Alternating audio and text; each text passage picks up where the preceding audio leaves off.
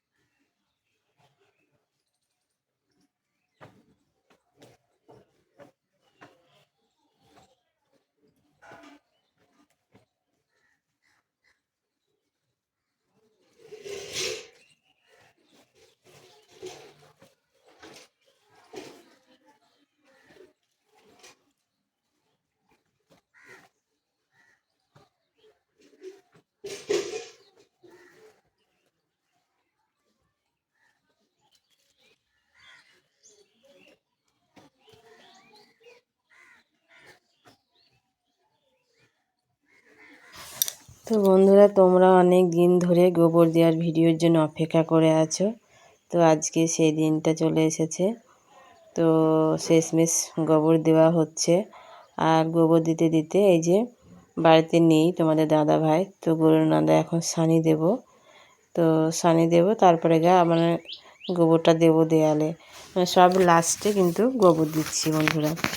আর অনেক দেরি হয়ে গেছে, মানে দুপুরে যে গরুকে খেতে দেওয়া হয়, মানে এখন বাজছে তোমার 3টে বাজছে। আমি কিন্তু 3টের সময় গোবর দিচ্ছি বন্ধুরা। বেলা চলে গেল। তার কারণ হচ্ছে যে জায়গাটা গোবর ঢালা আছে ওখানে ভীষণ রোদ, মানে অত রোদে গোবর দেওয়া যাবে না। তার জন্য আমি বেলাটা চলে গেলেই গোবরটা দেবো, এরকমই প্ল্যান করে গোবরটা দিচ্ছি আজকে। তো যাই হোক বন্ধুরা, আজকে গোবর দেওয়ার ভিডিও তোমাদের কেমন লেগেছে অবশ্যই কমেন্ট করে জানাবে। আর চেষ্টা করব আবার পরে গোবর দেওয়া। আর তোমরা শুধু অনুরোধ করো পা দিয়ে গোবর ঠাসা। কী হয়েছে বলো তো, পা দিয়ে গোবর ঠাসাটা আমার আরামই লাগে, কারণ অতটা গোবর মানে দেখে তোমরা ছবিতে মনে করো ভিডিওতে যে অল্প গোবর, কিন্তু অনেকটাই গোবর জড়ো হয়, অতটা বোঝা যায় না। তো পা দিয়ে সানলে মানে বেশি ভালো, আমি আরাম পাই। মানে হাতে অত গোবর সানা যায় না, মানে হাতেও ব্যথা করে। আর পা দিয়ে সানলে অতটা মানে কষ্ট হয় না। তো আমি পা দিয়ে গোবরটা সানি, মানে ঠাসি। তো তোমরা অনুরোধ করো। তো আমার দুটো কারণেই পা দিয়ে ঠাসা হয় গোবরটা। আর মনে করি দিনে দিন দিয়ে দেবো, তো সেটা দেওয়া হয় না, দেওয়াল ফাঁকা থাকে না। তো যাই হোক বন্ধুরা, ভিডিওটা আবার দেখতে থাকো। এবারে দেওয়ালে গোবরটা দেওয়া হবে।